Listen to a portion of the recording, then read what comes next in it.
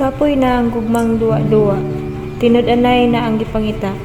Kung gusto mo ikaw magsadya, o inday paghigugmag Bisaya. Ang Bisaya mapinanggaon jud, ubanan kabisan sa kalisod. Tanang bugat dali nga mugaan, anaa siya sa imong kiliran. Ang Bisaya kusog mo pasiaw, kung mahigugma di tiyaw-tiyaw. Muhilak ka lang tungod sa kalipay, katawa way subo ning pagmahay. Ang gugma mo di pagadagmalan, hinuon ikaw pagaampingan.